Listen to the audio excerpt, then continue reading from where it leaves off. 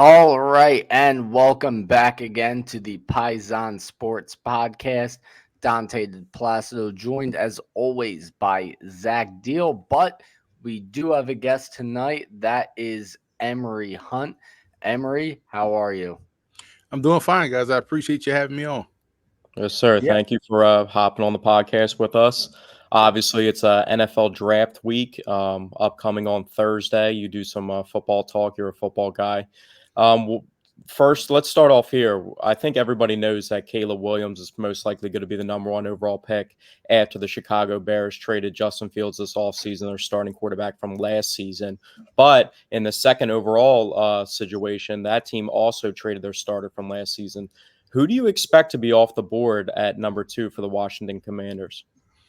If it was me, it would probably be Jayden Daniels. I feel like he's the second best quarterback in this class, and Washington is in desperate need for a playmaker at the position. He's the second best playmaker. Some can argue first or best playmaker, but he's the second best playmaker in this class at the position. So I would assume it would be Jayden Daniels for sure. And do you expect a quarterback to be off the board the next pick as well with the Patriots, or what do you think they are going to do transitioning from the Bill Belichick era and really keeping their options open to every position, just needing to add talent to that roster? Well, that's the thing. They have a lot of different needs, and we could see them go and take a quarterback, but we'd also could see them trade down or whatever. I feel like we'll see them stand firm and take a quarterback at three. My guess would be if they have guys rated the same or in a certain order, they have to be comfortable with the guys that they have. Now, what they did this offseason was bring back Jacoby Brissett, gives him a little bit of a cushion as a bridge quarterback. But that's when the draft starts, in my opinion, at three. We could see them trade with Minnesota. We could see them stand firm and take a QB, or we could see them just take a different position and maybe jump back in the first round to take a QB. Yeah, that's what I'm also thinking as well. The next best player probably on the board would be Marvin Harrison Jr. There's been reports that the Patriots reached out to the Eagles trying to inquire about AJ Brown and his availability, but the Eagles shut that down. So that'd be interesting if the Patriots didn't take a quarterback, and then what teams may come up and try and trade up for a quarterback in that scenario, being Drake May or even a JJ McCarthy. Do you think it's a lock that Drake May is going to be a top three drafted quarterback? Most likely out of those top three guys, or do you think JJ McCarthy could sneak in? And which teams do you think would trade up high to go acquire those guys? Those are all good questions, but they're tough for me to answer because the draft is so wild. So you don't really know. Yeah, Only thing we do know is 98% sure about is the first overall pick. Everything else is up to speculation. So I can see a situation where a team would value McCarthy more than May. I could also see it the other way, where May is valued more than McCarthy. But I would say this is, there's teams right now in the first round that we know need a quarterback: Chicago, Washington, New England, Denver, the Raiders. You could say also you can say Minnesota as well. So those would be the Giants, but the Giants are at six. But those would be the teams that I feel like would be in the market for a quarterback now. It's about how they feel like these guys are graded after Jayden Daniels and Caleb Williams to determine whether or not they're going to make moves to go and get them, because you don't want to move up to get someone that you're not really 1,000% sure about, or if he's your third best quarterback in the rankings of you know five quarterbacks. You kind of want to make sure you get your one or your two. You get your three, you feel like you can go somewhere else and get a position player, and then maybe double back later on in a second round or third round to take a quarterback. But you want to continue to build that roster. yeah, that Now, is true because there's also quarterbacks like Bo Nix and the Spencer Rattlers of the world that may not have the highest draft stock. Also, Michael Penix Jr., who may not go in the top of the draft, but those might be the guys that are available in the top of the second round. now, Emory, I have a question. Speaking of the New York Giants, now considering they've recently given a big contract to Daniel Jones and he has a few years left on that deal, how big of a possibility do you think it is that they do in fact take a quarterback in the first round? It's tough because they're at pick six. So, anything outside of Williams or Daniels, in my opinion, would be a reach right there at six. They also need playmakers at receiver. They need a corner. So I feel like they're kind of stuck in a unique spot. And this is, the direct result of winning those games they won last year toward the back end with Tommy DeVito. Now you've played yourself out of potentially Jaden Daniels and or Caleb Williams. Now what's funny is that had they had Jaden Daniels probably not won the Heisman and did what he did throughout the course of the season, 6 would have been he was my sneaky first round pick. But by him finishing the season the way he did, winning the Heisman, that put that out of reach. So he was definitely going in the top 3. And now you have a situation where you're stuck at 6. If I was them, I would have tried to make the move for a Justin Fields or someone, because they're pretty much hamstrung in the first round in terms of quarterback. So I don't think they'll move up to, to take a quarterback, because any quarterback I feel like after, Daniels would be a reach for them at 6. Yeah, yeah, that's a good point. I think you do raise a good point. They are kind of stuck in an awkward middle ground where they're not high up enough to take one of the top two quarterbacks available, and they're not far enough down in the draft to take somebody else. Maybe a possibility of them trading down and taking a quarterback later in the first round. I don't know how smart that would be on their end, but I could see maybe that being a possibility, considering they're stuck at an awkward situation. You never want to move out of the top 10. You have a chance to take one of the top 10 talents in the entire draft. You kind of want to stay right there and take a premier player in the top 10. Now, trading back into the first, coming from a high second round pick, going into the 20s or, late 20s in the first round, might be an option if they see someone that they really like, but don't want to spend the 6th overall pick capital on them, but they want to get that 5th-year option. Maybe trading back in from pick, 30 something into, the late 20s may be a good option. That's true, and you also get that 5th-year option being the first round pick, so that also is a lot that you can use down the line. A lot of talk is on the offensive players. This is the first draft in quite some time I can remember that defensive players aren't as valued as the offensive players. It feels like the top-rated prospects on most people's boards are quarterbacks and wide receivers and offensive linemen, and then the first defensive player is right on the sub top 10 level. Who do you think the best defensive prospect is in this draft, and who do you think may be the first defender selected? Because that might be 2 different guys. Yeah, I think pass rusher is probably where we're going to see the first defensive player taken, and I think that's Leatu Latu out of UCLA.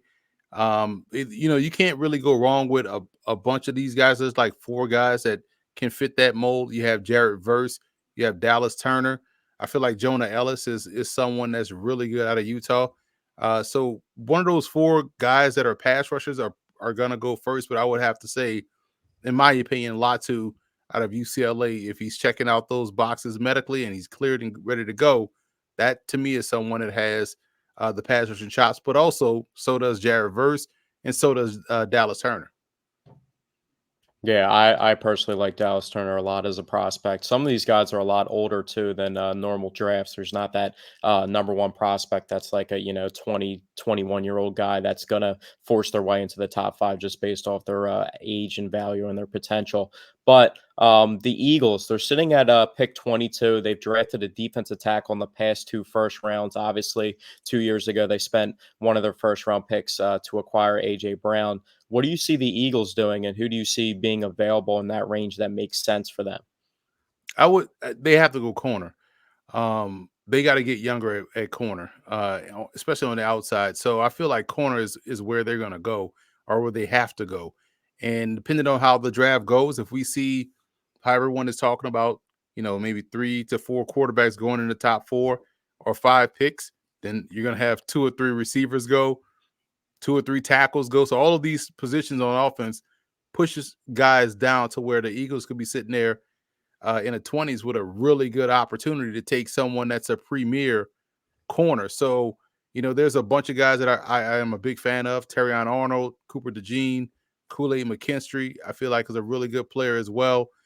So any one of these corners that are potentially there for Philly, they got to jump up and run that card up to the podium, because again, you're looking at Darius Slay can't play forever.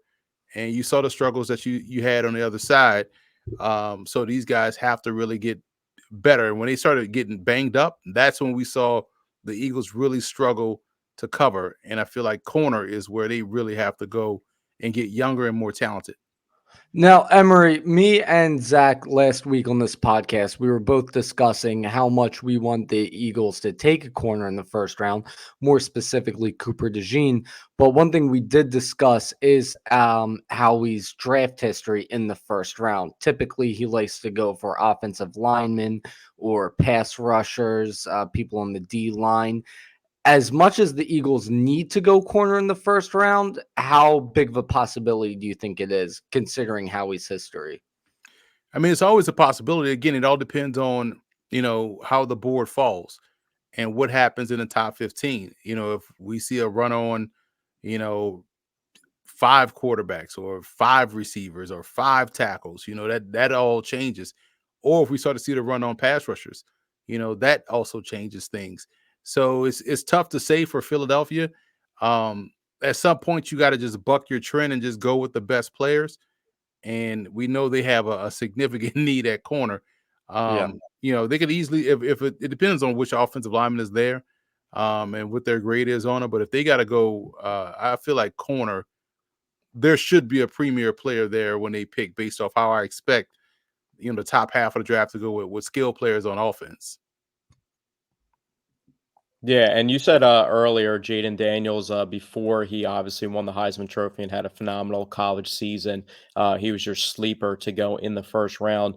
At this point, with 3 days out from the draft, who's your biggest stock rising guys? Who do you think are sleepers that could make their way into the first round? I truly believe if they keep it about talent and how this guy has played, although the NFL's goal is to try to, pay you less, um, and get value on a selection, I feel like we could see Spencer Rattler going round one.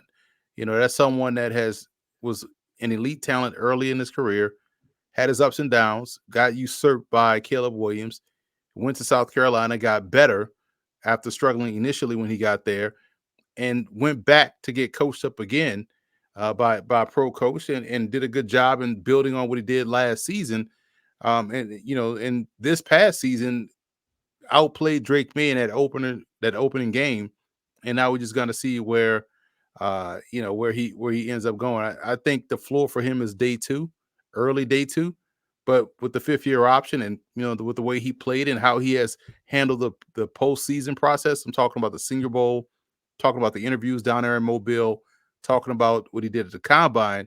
I do feel like he is someone that has kind of saw his profile get elevated a little bit because now they see the maturity. It pairs up with the game that we've seen from him over the last year and a half.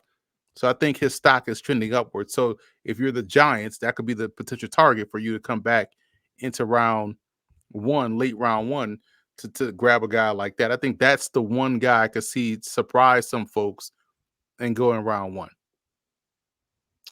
And there's been some rumors about certain players like Brandon Ayuk, wide receiver of the San Francisco 49ers, about him making trade demands, even though his agent has come out and said those are false. And there's other guys like T. Higgins that wasn't happy with his contract situation. Do you expect any premier players to be traded on day one of the draft or even day two, or anybody becoming available? Do you have any people in mind?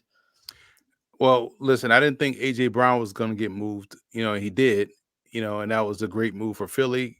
And so it's always a possibility. I always try to stay away from rumors because a lot of folks just don't have sources. A lot of people lie for engagement, to put it bluntly. So I just feel like we'll find out on Thursday. But I do feel like with the way the draft is, and how people may view certain positions, we may start to see known assets get moved uh, for picks, because at the end of the day, that's what the Rams did. They were giving away first round picks for known assets. But if you're going to do that, you're going to have to really draft well on the back end on day two and day three. And that's what they usually have done. So it wouldn't surprise me to see someone trade a first round pick for a known asset, because it would make sense for both teams to either get off of a contract or get off of a disgruntled player, but also get some resources to really reset the clock for, a younger player, at that position, in that contract.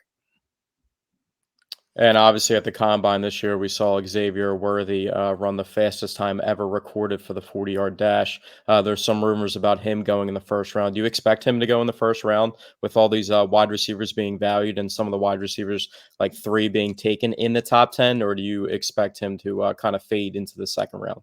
It all depends on, how many go early. When does the run start? You expect it to start perhaps at Arizona. And then the Chargers are a wild card. They could potentially take a receiver. And then we'll see, who else. Giants right there at 6. You could see receiver go 4, 5, and 6. And then maybe that starts to, hey, we got to get up and get our guy. We can't wait until round 2. It really is hard to predict who's going to go in round 1 and outside of, known commodities, especially when you talk about a deep position, like a receiver. So it really just depends, man. I know I'm not giving you good answers, but it just depends on who is. That's a true analyst will not sit there and front like they have answers. Emory, All we have is the evaluation. Now he should go because he's talented enough, but you can make the case for about 14 receivers that go in round 1, and we're probably gonna. I think the over under right now is like 6.5, which Yeah, I seems believe it like a is. lot. You know, that I feel like that maybe under on that is the best bet.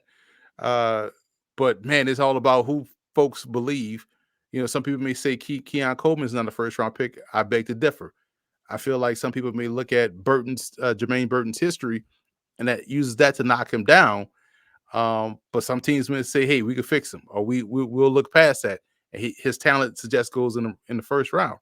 Some people may look at Worthy's size and say, "Yeah, we've seen this before with other fast small guys, even though he's different than the other fast small guys." Um, and some people don't even think his teammate is a first round pick, which I also found bizarre. But so it all depends. It depends on two things: when the run starts at receiver. It could even start early. We just talked about it with the Patriots at 3. So if we get an early run on receivers, then I could see other guys maybe getting pushed up. If we don't, or if we see 2 receivers go, let's say 4 and 6, and the Chargers either take a tackle or they trade out, then we kind of okay, maybe we won't see a Worthy in round 1. If we do, I feel like the teams to keep an eye on Kansas City, San Francisco, those teams toward the back end. Emory, I just want to say, do not sell yourself short. You said you're not giving us the best answers. I completely disagree. You've provided a lot of great insight. Do not sell yourself short there.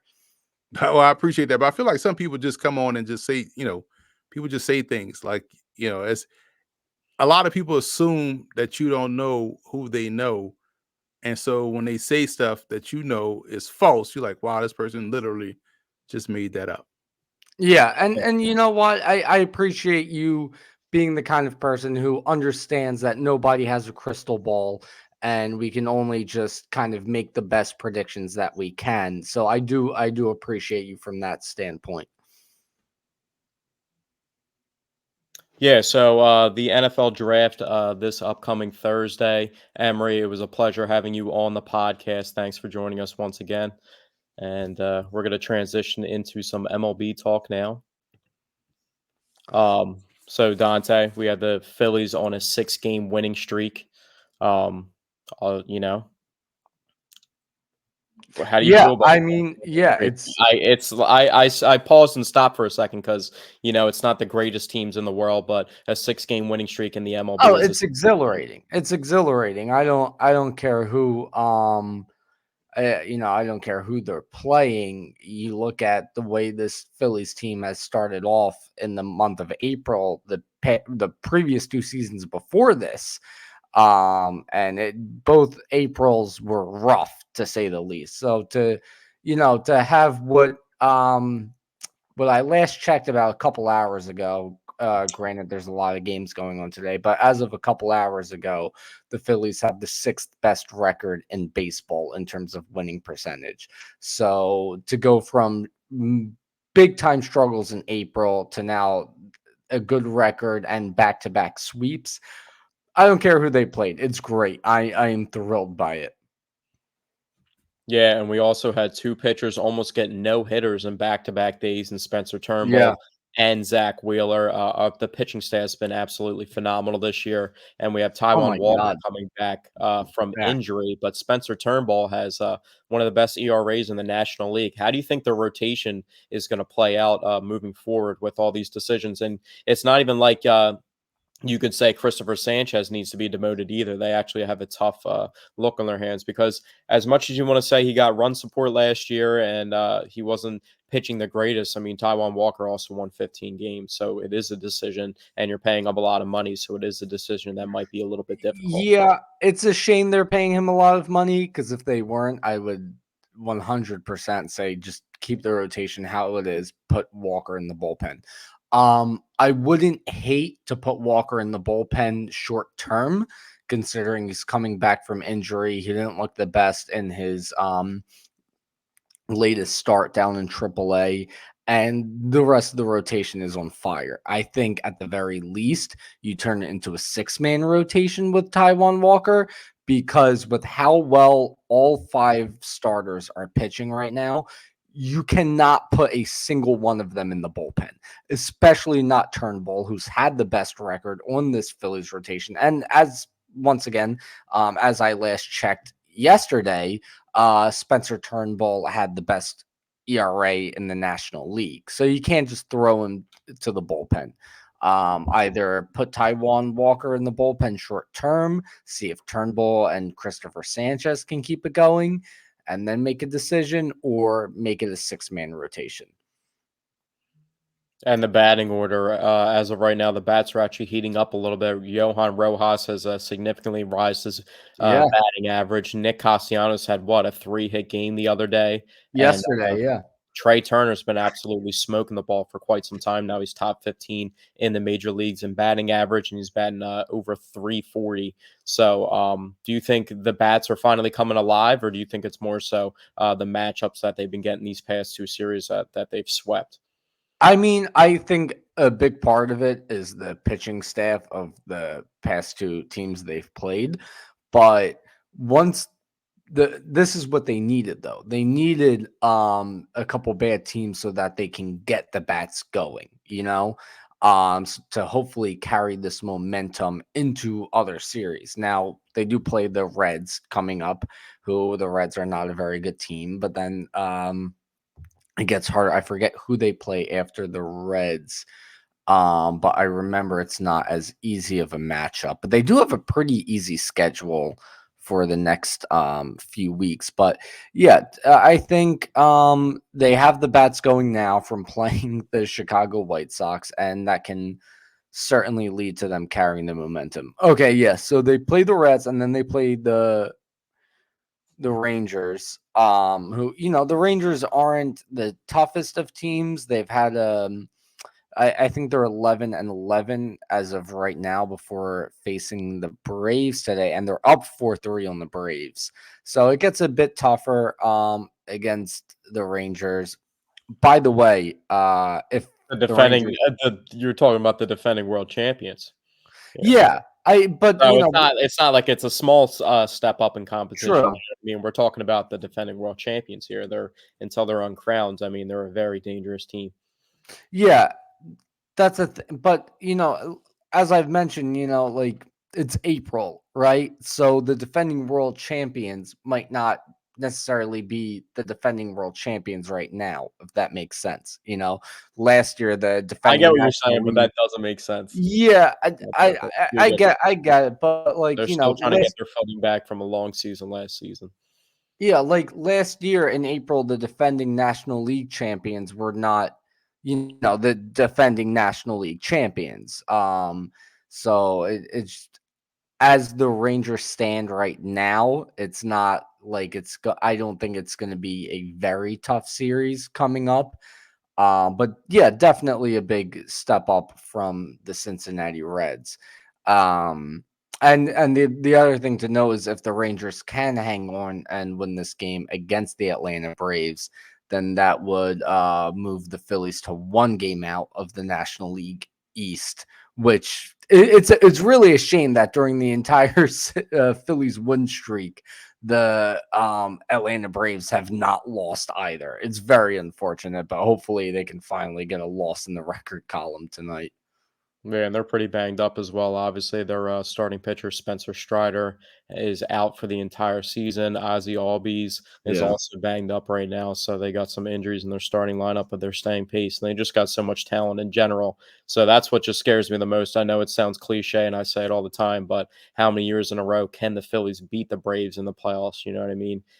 This team's that team's very talented. They've already won a World Series not too long ago, and they're looking for another one. So.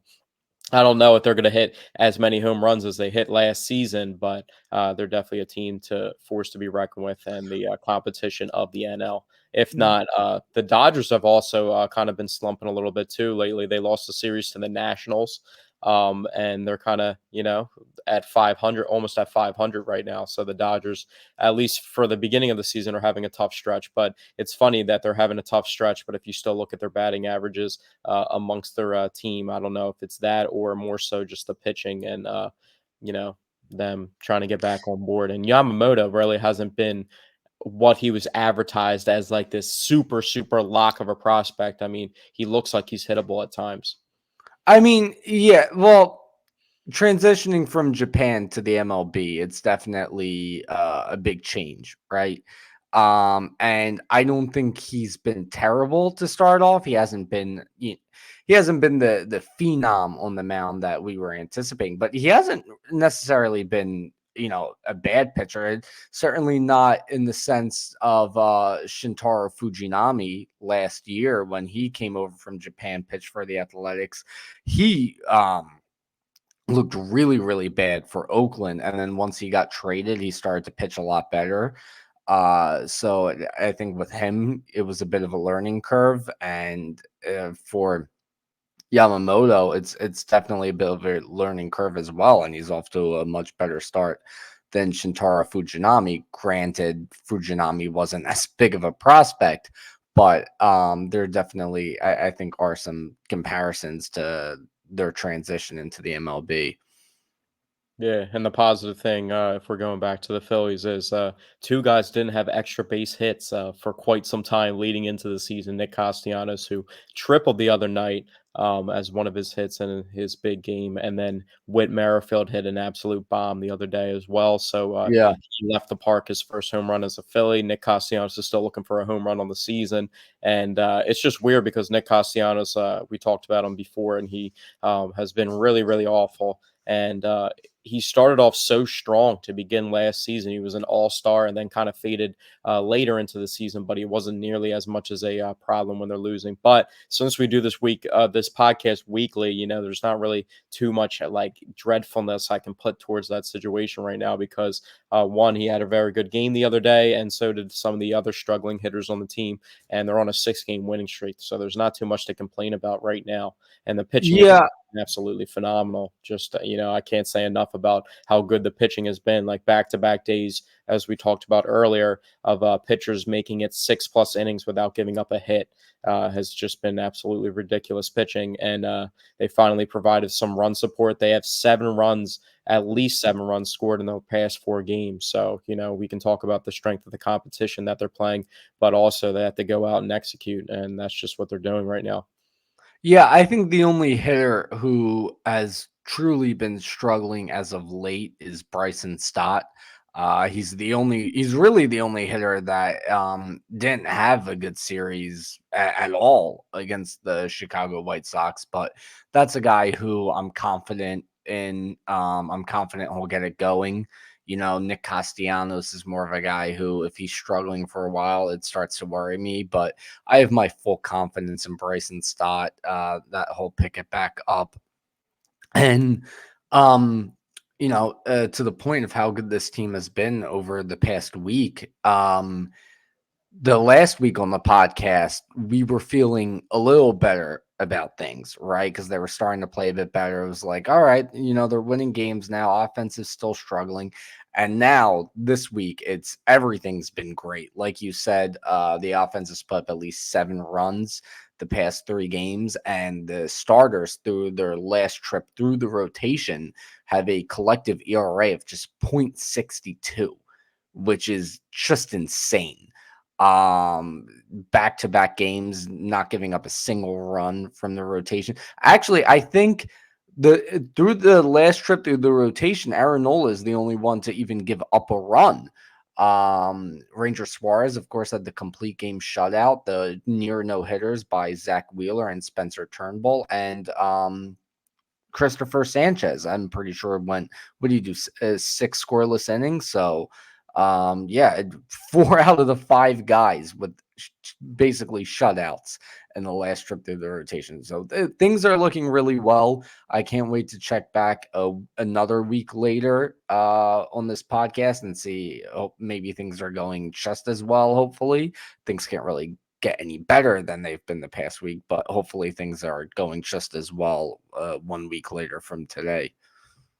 Yeah, we can expect them to sweep 2 more series, but it would definitely be No. a very big positive if they were able to do that. Not only we talked about Taiwan Walker coming back to the rotation soon, or whatever they do with the rotation, because Rob Thompson said that it's not a complete lock, but the plan is that he's going to come back to the rotation. But the way that these pitchers are pitching, I don't think anything is off the board at the moment. But their bullpen also got boosted too with Kirkring coming back, and he looked good. Yeah.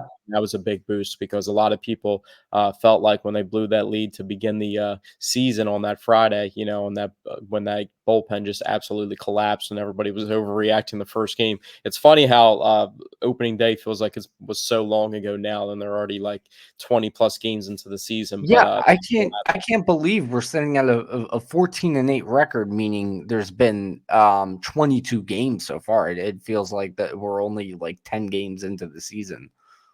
Yeah, and it's still a long season. They still have a lot of ground to make, and there's like you said, they're not even leading the NL East right now, so they got some ground to catch up with the Atlanta Braves. But there's also, do you feel like it's around the MLB? If we're just going to talk about around the MLB real quickly, do you think there's like a changing of the guard that the teams that are expected to be good year in and year out? Do you think there's a difference in that this season, or do you think it's still like the heavyweights that have been staying around, like the Houston Astros of the world? Because I kind of feel like there's some teams emerging right now. One of them is a team that we're going to play, and they don't even have Matt McLean in the Reds.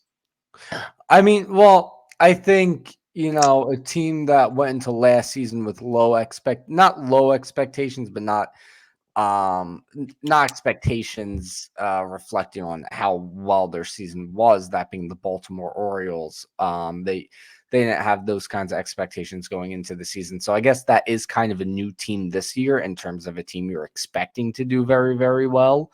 But outside of that, I mean, you look at the way the offseason went, and it feels like just the rich got richer. You had Juan Soto go to the Yankees, you had Shohei Ohtani go to the Dodgers. So I feel like it's the big name, it's mainly just the big name teams that are kind of the ones doing well as, like I've mentioned, the Baltimore Orioles, who you've expected this from based off of last season. Yeah, and the Yankees actually look really good this Yeah. season, and they're still missing their best pitcher, Garrett Cole, but they're staying afloat without him. And Juan Soto's been absolutely phenomenal. And like you said, like the rich getting richer, the Dodgers are acquiring both of those players and spending $1 billion. You know what I mean? So it seems like there wasn't too much like star power movement outside of the teams that were already really good, just going out and paying more to just be even better. And the rich get richer, but those are the aggressive teams that are trying to win now that make those type of moves. And there's certain markets that you know appeal themselves more to players than other markets. So that's all you can do. Um, right now, if we're going to be like a little bit nitpicky, where do you think like an upgrade would be needed at on the Phillies roster? The bullpen, absolutely. I mean, as great as the starters have been, the bullpen has definitely been shaky.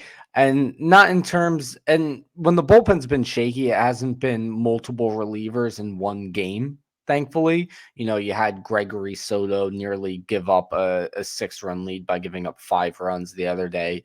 Last night you were up 9-0 going into the ninth, so you sent who was it, Richard Pinto, and at the end, just get 3 outs is all you really need from him, and he ends up giving up 5 runs and loading the bases, forcing the Rob Thompson to send in Jose Alvarado in a game where really Alvarado had no business being in. So I would definitely upgrade the bullpen. I really hope they send Pinto back down to AAA like they did with Connor Brogdon until they eventually traded him. And That the happened early, like pretty earlier into the season too. So they must have yeah, not liked something that was going on with him because if we're thinking about it, like how we're looking back at how long ago opening days felt like, it's felt like he's been off the team for quite some time, and it was pretty early into the season. So they must have yeah. not liked something that they saw, or they must have felt confident in something that they saw from somebody else, like the pending comeback of Kirkring to the bullpen and maybe, some other options. But I don't think anybody expected the 4 through 5 pitchers in the starting rotation to be performing the way that they're performing, to where No. they're trying to figure out and, shuffle guys from the bullpen and move guys up and everything, and all the pressure to get the young prospect pitchers like Mick Abel onto the major league roster. So I'm really interested to see what decision is made when Taiwan Walker comes back. Yeah, and I personally am really excited to see more of Kirkering. We weren't doing the podcast during the later part of last season, but if we were, I would have been constantly towards throughout September when he was when he got called up and when he was being featured a lot. I would have been constantly raving about Kirkering because I was very high on him. Coming out of the minors, he was pitching really well, and he blew everybody away in his first month in the majors last year before, having his struggles in the postseason, which is expected from a rookie who has only been in the majors for a month. So I'm excited to see more of Kirkering. I hope that boosts the bullpen moving forward. But anyhow, before we move on from baseball, to properly transition this, it is time for my meatball of the week. And now my meatball of the week is actually a two-parter. It's meatballs of the week. I got 2 meatballs. Okay, I got one for Okay. baseball. All right, hold on real quickly. I'm going to just stop you because if you don't say my meatball of the week, because I didn't know if you're actually going to remember meatball of the week because you actually forgot last week. I So I did. came There prepared. wasn't a meatball last week, so it slipped my mind. But there's 2 meatballs this week. So Okay, I but got do not I mention got my one meatball of the week. meatball. I got one meatball for baseball, and then I got one meatball for basketball. So it's going to transition us from baseball Okay, to well, so most likely you're not going to say my meatball of the week. So I'm going to give a follow-up meatball of the week. I came prepared. So, okay. So maybe and we got 3 meatballs. yeah, we got meatballs. All right. Well, there we go. So my meatball of the week for baseball just happened today. Colorado Rockies game. Fly ball gets hit to left field, the possible walk-off homer. And not only is there fan interference, but this boombox literally like climbs the outfield wall to reach over and try and catch it. You moron, you dope. What are you doing? Like, I can so understand like the people who are sitting in the first row in the outfield seats and the ball's coming towards them, so they get a little too excited and maybe they reach out, they don't realize they're doing it.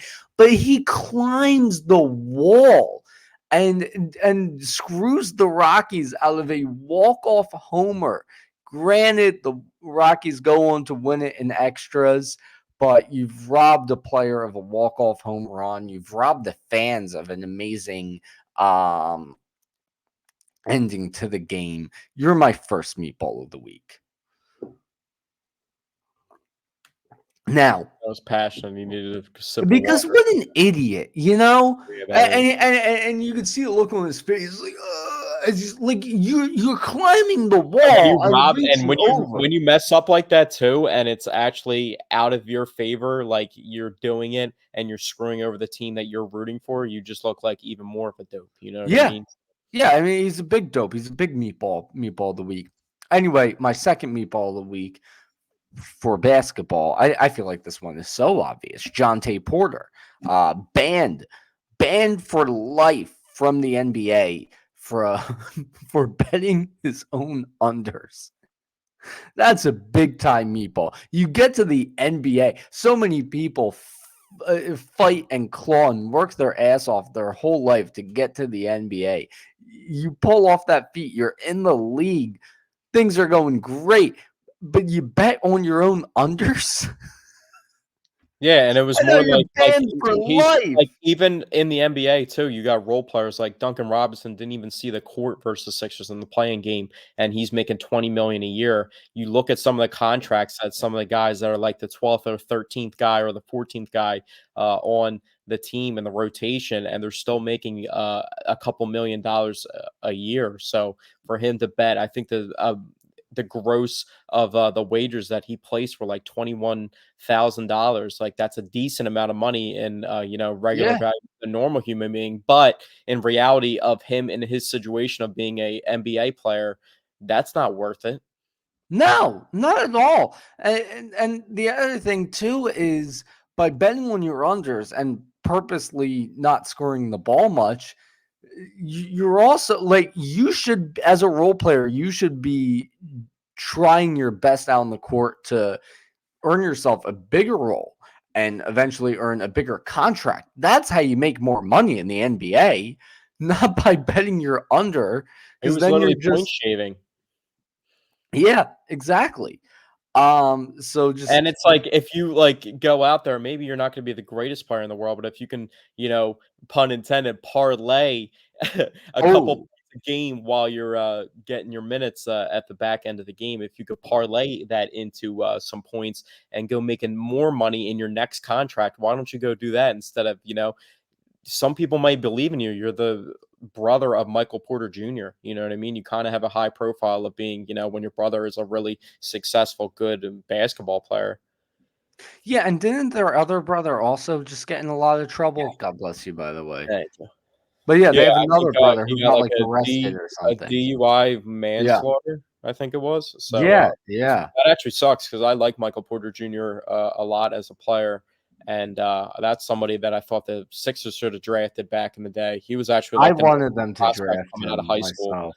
And Yeah. at that time, we would have had a lineup of no player that was like under what 6'8". If we would have Oh drafted yeah, because like you 6 had to 10 you years, that had was Ben Dario playing the time, I think. one. Yeah, because you had Ben playing the one. Yeah, I mean, I was very high on Michael Porter Jr. He slipped a lot in the draft due to his back injury at the time, if I remember correctly. I believe it was Yeah, a back injury. number But one before prospect that, coming out of high yeah, school. He was yeah, like he young was a guy, 6'10", yeah, and he was a menace. yeah, he was a huge prospect. He was coming out of high school, everybody figured he would end up being the number one pick in the NBA draft. And then slipped a lot due to the back injury. And he kind of slipped right around to that range where it would have been perfect for the Sixers to draft him. But I believe they they had the passed. 10th pick in that draft. That was when they had 3 and 10. Did they have 3 and 10? I'm pretty sure they had 3 and 10 that season. I don't now I'm curious. I don't remember it playing out that way. But what while I look into this just out of curiosity now, what was your meatball of the week going to be? All right, so my meatball of the week, it actually is funny because it's a Philadelphia guy that we love and truly hold dear to our heart. Um, One of the best running backs in Philadelphia Eagles history, LaShawn McCoy. So last night we had a huge boxing match. Dante, I don't think you ended up watching the Ryan Garcia Devin Haney fight, did you? No, I did not. So it was a really hyped up boxing match, and Ryan Garcia was plus 650, and Devin Haney was minus 1,000 on the betting lines. And Ryan Garcia has Oh, been I know where you're going with this now. and Okay, Ryan yeah. Garcia has been doing a bunch of crazy stuff on social media for the past couple months, and a lot of people didn't think he was the right mental frame. He also missed weight, the 140-pound limit. He was 143 and a half pounds, so a lot of people just thought that he wasn't locked in for the fight, and he ended up absolutely destroying Devin Haney, knocking him down 3 times and winning a split decision. It was asinine. I when I watch these big boxing matches, and I'm more of an MMA guy, but I do watch a lot of the huge boxing events and just some of the scoring. Just because if a guy gets knocked down 3 times and the other guy hasn't landed any significant strikes, it should never be a split decision. But they're trying to base it off round per round what the activity was, and there was nothing special that Devin Haney did, and Ryan Garcia just absolutely dominated him. But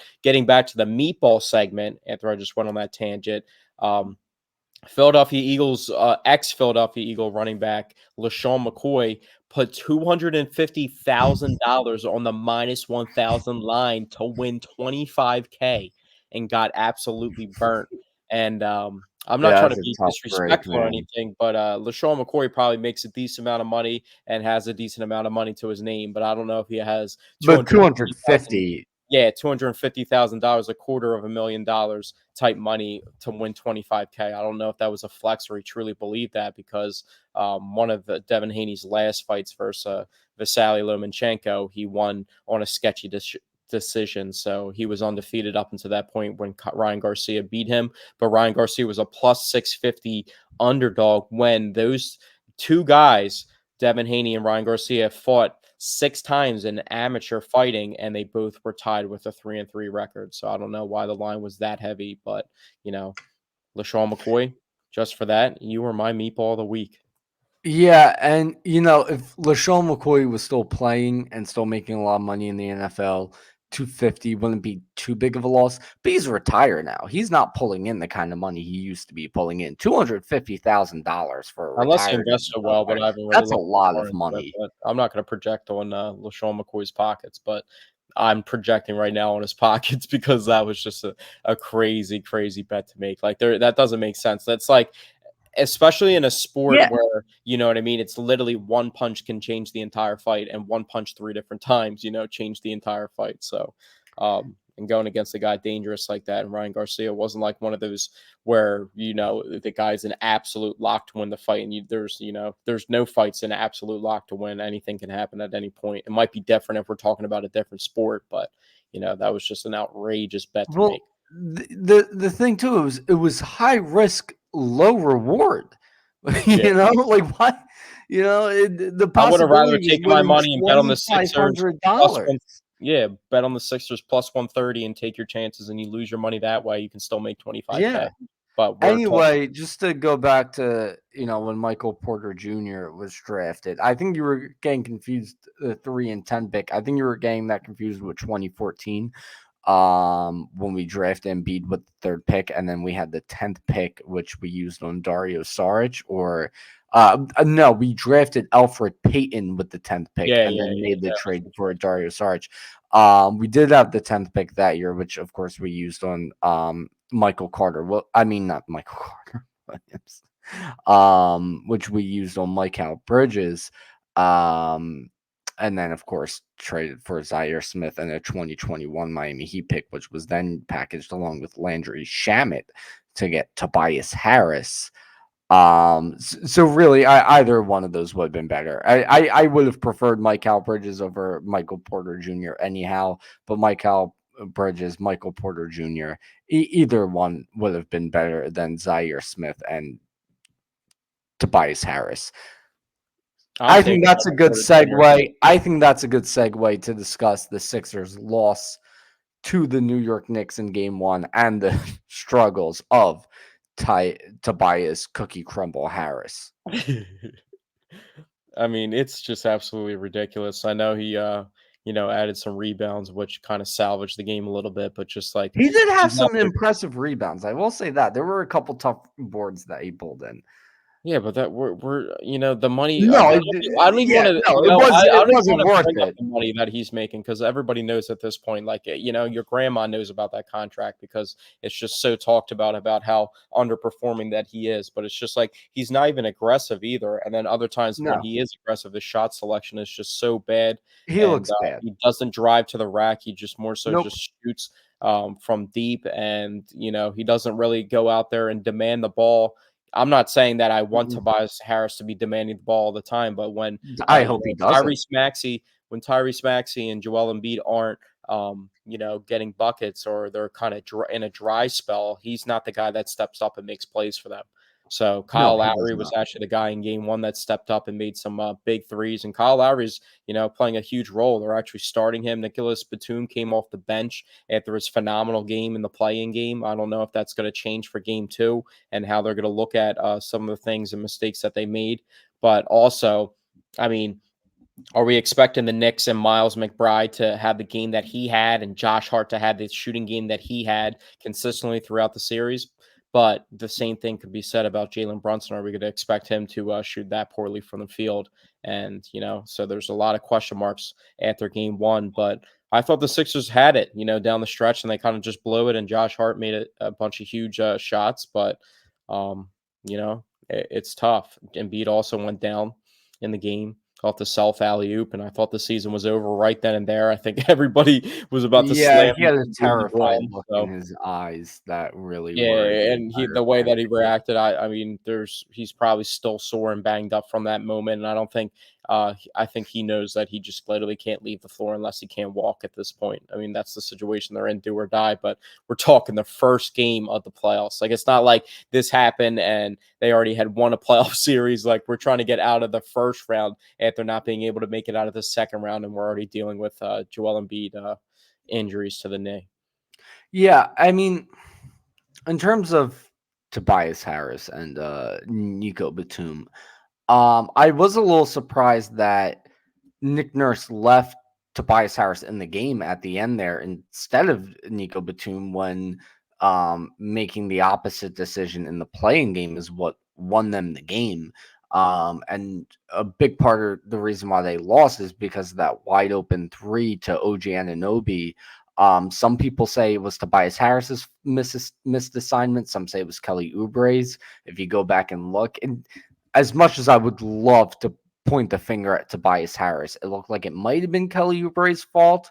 It could have been Tobias Harris's. I mean, they I were don't. leaving shooters open the whole game, though. That was like Yeah, there was numerous but times. here's the thing: at the end of the game is not the time to be doing it, especially when a three, when it gets down to that point, a three can hurt you a lot more than a two. So I would much rather leave Jalen Brunson one on one. If he gets a layup, he gets a layup, whatever. But at that point in time, a three, it could have absolutely killed you, which it did.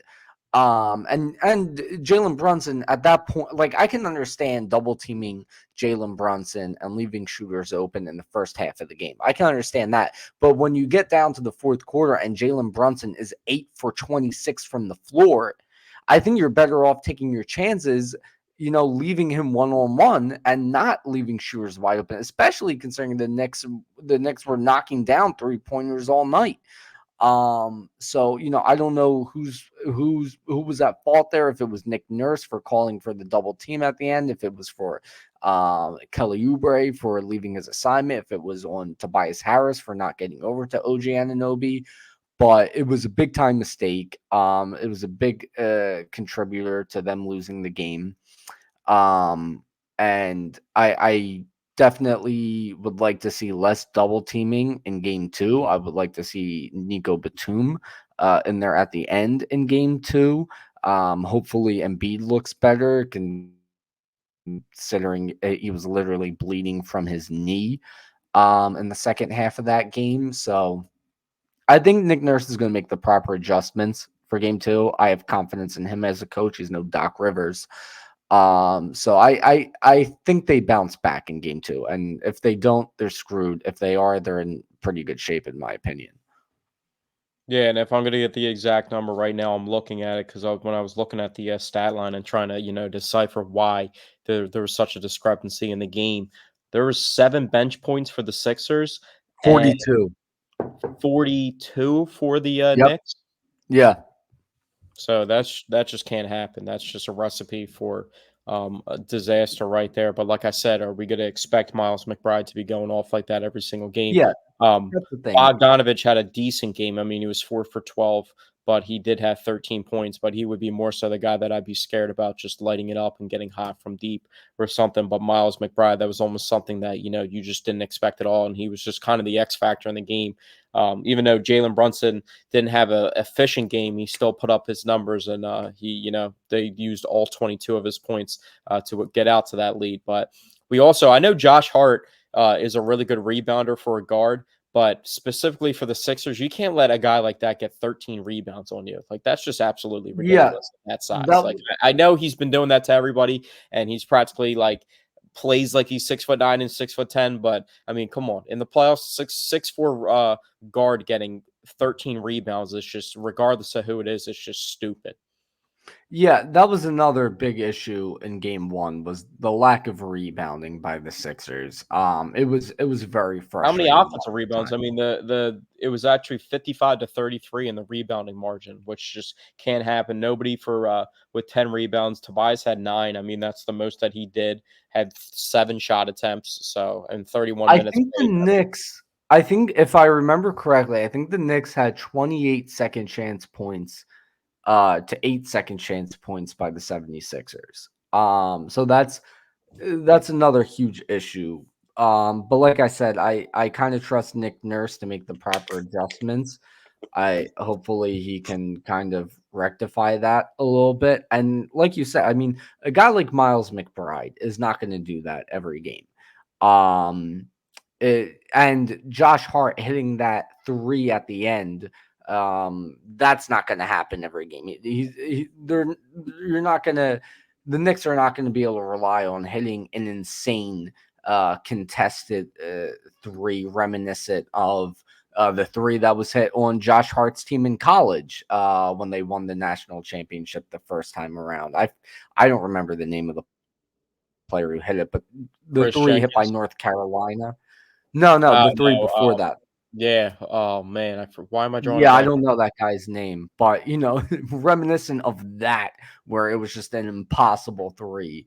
Marcus That's Page, not gonna. wasn't it? What's that? Marcus Page.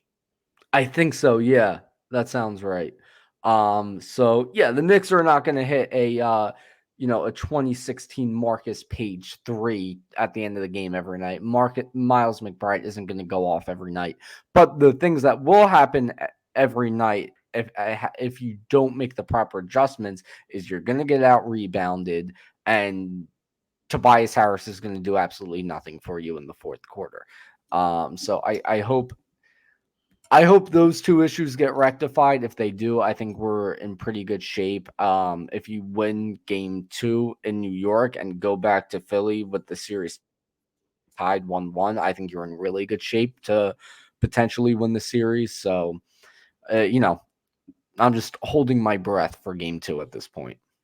Yeah, they got to win game 2. They can't go back to Philadelphia up 2-0 because the home court advantage only does so much. I mean, it really will Yeah. help them out, and they'll be able to do a lot. But this Knicks team's is just deep. That's the thing about them. They have one superstar, but they have a lot of role players that can play a bunch of different roles. And like we said, keep bringing his name up. If Miles McBride, if you can get a contribution once a night from a random guy like that, you know what I mean. They're going to be a dangerous team to keep messing with. So. And they're playing Embiid really physically inside. He had a bunch of shot attempts from deep, 8 shot attempts, that is, from 3 in He had game he 1. had 8 3-pointers attempted. I didn't even realize that. Yeah, and only made 2 of them. So he shot 8 of 22 from the field, 29 points. Tyrese Maxey, I liked seeing him be aggressive. He had the most Maxi shot was attempts. electric. I mean, him Euro. How many times did he just hit an absolutely crazy Euro step in the lane in game 1? Which He was just driving into the lane, um, throwing up layups, whether had a Euro step to get around the defender, or whether he had like a half Euro step followed by a scoop layup. He was doing whatever he wanted driving through the lane. And if he can keep that up, that would be absolutely phenomenal. I really hope he does. 26 shot attempts for him, 22 from Embiid. But I felt like they still were running a little bit too much through Embiid, and that was kind of holding back certain players because, like we said, they're still trying to get used to playing with each other. And even the guys that were around to start the season, Embiid missed a bunch of times. So he's trying to get adapted to players that like Kelly Oubre that he's been playing for with half a season, you know what I mean, just in total. So I would like to see Kelly Oubre be a little bit more aggressive than just only having 10 points and him and Tobias both being 3 for 7 from the field. So both of those guys got to take more shots, but more preferably, No, obviously. I don't want to keep bringing up Tobias's name. I'm just saying that he needs to play a little bit of bigger of a part. But Tobias needs preferably, to just Kelly sit in the Oubre's got to be corner that. and shoot open threes. That's all Tobias needs to do. Yeah, It's 7 but shots Kelly is Oubre's got to be plenty for aggressive him. though. Kelly Oh Oubre's got yeah, to address the issue, and he's got I to be would the third definitely option like. scoring wise for them. When and be the guy when Tyrese Maxey, like we said earlier, Joel Embiid and Tyrese Maxey don't have it going, then he has to be the guy because Joel Embiid, I mean, he started off with 15 points in the first quarter. He was on pace for 60 points, and then he kind of tailed off and didn't even have Well, double that number for the rest of the game. well, there was kind of a reason why he didn't continue the trend from the first quarter. He was definitely a little hobbled from the that knee injury in the second quarter. So I'm really hoping that in game two, without any further injury, he can return to the form that we saw in the first quarter because I mean he looked unstoppable in that first quarter. So if he can keep that going, that would be great. But the other thing too is not only did the knee injury suck because it limited Embiid and we went on to lose the game, and now there's even a bigger question mark. But what also sucked about it was it ruined an amazing highlight. I mean, the Oh my god, I know too. alley-oop, That's like I'm it was screaming at the TV. I'm like, "Oh!" And then literally I see him hold his knee and I'm like, "Oh my yeah. god." It's like it literally was like a spike in heart rate and then just immediate like you're like, "Oh, it went from like, oh, he's the best player in the league to like all our season's over in a matter of, 3 seconds." Yeah, I mean, it wasn't just a self lob, but it was a self lob poster.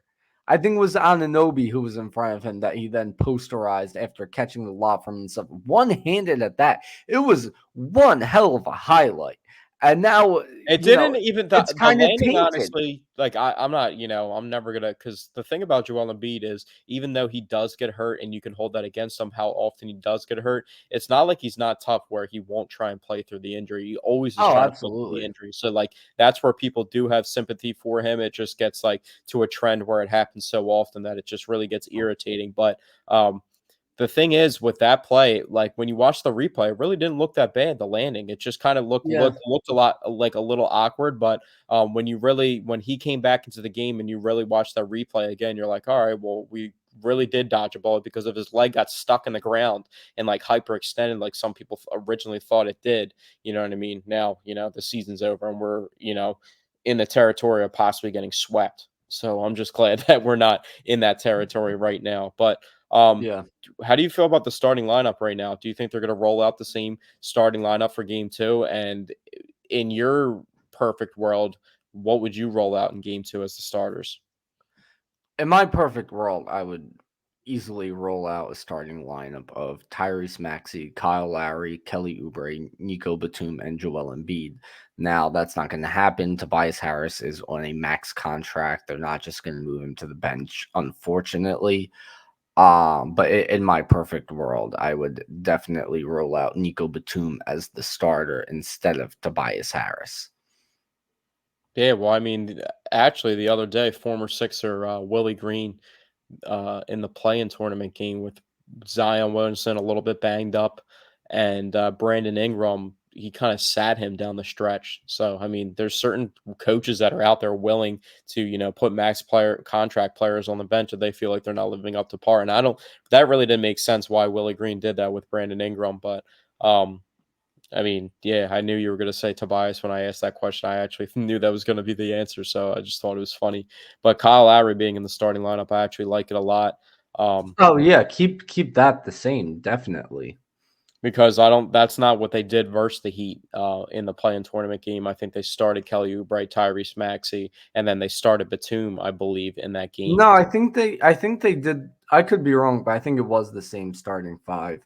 The one thing I would change, I would, even though he isn't back to being 100%, Yeah, you I are would, actually correct about the starting lineup. For yeah, some reason, I thought Nico Batum started the game, but he he ended up just playing finished 28 it, minutes. which I really, that's the one thing that I really hope they do, contract aside, is they finish the game with Nico Batum instead of Tobias Harris. But I would maybe possibly give D'Anthony Melton a shot over campaign coming off the bench. I know he's still dealing with that injury a little bit. He's not back to 100%. But they did give him some reps at the end of the regular season. And considering the guard play from the New York Knicks, I think they could benefit from some extra defense. Being Well, that that's they what I'm won. worried about. Like Kyle Lowry's like such an aggressive defender, and I think he had 3 early fouls in the game the other day. So I just like he's who I want on Jalen Brunson to be the pest on him, but I just don't want him getting in foul trouble too early into the game. So, and I think on the other side of it, Joel Embiid's got to start drawing a little bit more foul trouble and getting to the line and getting a little bit more easy buckets. He got to the line a little bit in game one, but not up to the normal pace that he normally does. So if he can get Well, some the EBs. not to complain about the refs, not to be one of those people, but They were letting them get physical. Did you see the one play where Hartenstein literally had Joel Embiid's yeah, jersey completely wrapped yeah, up? yeah. They're I allowing them to screens. How many times did Tyrese Maxey get knocked down and they didn't call a foul? Yeah, there was one sequence. I don't remember it exactly, but somebody drives into the lane, gets knocked down, no foul called. I think somebody might have grabbed an offensive rebound, got fouled a bit, no foul called. And then a Knicks player grabbed a rebound, was barely even touched by a Sixers player, and I mean barely, and immediately foul called on the Sixers. If I remember correctly, that's how I believe it happened. I don't remember the exact details of it, but there was a sequence like that that really had me thinking that, it was a brutal game by the refs. I mean, at But the end of the day, though, it's not even just that because it was getting physical out there. But to begin with, it's just going to be a physical game. I mean, we got two of the most physical point guards in the league matching yeah, up with each other, and Kyle Lowry and Jalen Brunson. I mean, those two dudes are just bound to like almost fight. You know what I mean? At some point in the series. So, and Tyrese Maxey's always moving so quickly that he creates contact. We obviously know the contact that Joel Embiid might create the most contact of any player in the entire league. So it's just going to be a physical series. And there's a lot of physical players. That's the mantra of Tom Thibodeau coach teams is to be a physical team, go out there and play really good defense, and then, have a bunch of contributions on offense. So this series is never going to be easy just based off the profile of the New York Knicks. But the Sixers are just going to have to, last it out, and we'll see what happens from the rest of the series. Just hopefully Joel Embiid's closer to 100%, and that injury the other day was just more so in the moment of him just being a little bit nervous of his landing as so maybe being more injured. yeah. Hopefully, only time will tell. So, for our viewers out there, tune back in next week. And hopefully we'll be, we'll have much more positive discussions of this series. Yeah, next week we're gonna have a jam-packed reaction week where hopefully the Sixers will be playing another playoff series or finishing up a playoff series with a win. We'll have new Eagles players being announced through via the draft, and we'll have some new guys to talk about and how they fit into the team. And we'll see if the Phillies can, keep their hot streak going. So thank you guys for joining in today, and we'll see you next week.